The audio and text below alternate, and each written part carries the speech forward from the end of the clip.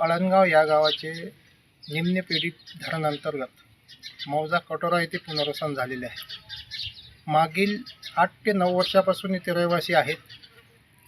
पाटबंधारे विभागाने जे इथे नागरिक सुविधा केलेल्या आहेत त्या अतिशय निकृष्ट दर्जाच्या केलेल्या आहेत। दरवर्षी पावसाळ्यात इथे जे आम्ही राहतो आमचे हाल एवढे होतात की तुम्ही माझ्या घरापाशी टोंगळ्या पाणी आहे। पाऊस जाऊन जवळपास शनिवारी पाऊस गेला तरी पण हे पाणी तसंच आहे। याच्यामुळे डासाची प्रादुर्भाव वाढलेला आहे। यामध्ये साप विंचू वगैरे येतात। आमच्या आरोग्याला मोठ्या प्रमाणात आणि जीविताला सुद्धा धोका आहे। आम्ही वारंवार पाटबंधारेकडे पाठपुरावा केला असता त्यांनी या कामाची दखल घेतली नाही आणि 2022मध्ये पाटबंधारे विभागाने हे जिल्हा परिषदकडे हँडओव्हर केलं असं सांगतात आणि 4 वर्ष होऊन सुद्धा जिल्हा परिषदेने या कामाची दुरुस्ती केली नाही। त्यामुळे आमची विनंती आहे की इथल्या ज्या नाल्या आहेत त्यांना योग्य ते सुलूक काढून उतार काढून पाणी योग्य दिशेने प्रवाह करावा, अन्यथा आम्ही आंदोलन करू। आणि ज्या यंत्रणेने हे कामं केले आहेत 8-9 वर्ष आधी त्या यंत्रणेवर त्यातले कार्यकारी अभियंता असो, उपअभियंता असो की इंजिनियर असो त्यावर कारवाई करावी अशी आमची गावकऱ्यांची मागणी आहे। लिंबा पेढी प्रकल्प मौजा कटोरा येथे आमच्या इथे पुनर्वसनातनी आमच्यावाल्या नाल्या रोडो खूप काही पाणी जिरलेलं आहे। माड्या पाणी आहे।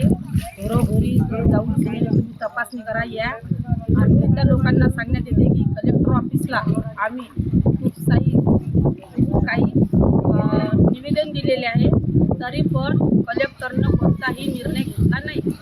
आणि येते आज अशी परिस्थिती आहे की आम्हाला घरात पण जाता येत नाही। आम्हाला लोकांनी सांगितलं का गावातून काढून दिलं, नेते लोक येतात आम्हाला काढून देतात। गावातून खाली 95% लोक इथे आम्ही हजर झालेलो आहोत तरी पण यानं कोणती सुविधा केलेली नाही। पाणी म्हणाल तर घराघरात घुसून राहिलं। गावातून लोकांना भरोसा देतात का तुम्ही गावाच्या बाहेर निघून जा। इथं काहीच व्यवस्था केलेली नाही तरी पण ते काहीही निर्णय घेत नाही आहे। आमची आता आज ह्या परिस्थिती झाली आहे की आम्हाला घरासमोर सुद्धा उभं राहता येत नाही। आमच्या आरोग्याची कोण दक्षता घेणार याच्या?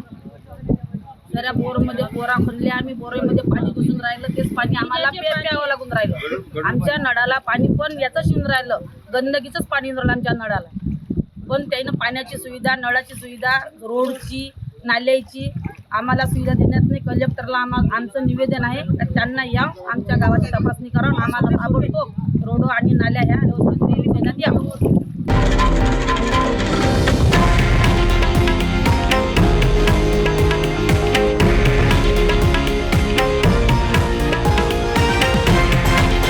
हे आहे देशातील नंबर 1 न्यूज नेटवर्क आणि आपण पाहत आहात TV9 मराठी, एकमेव।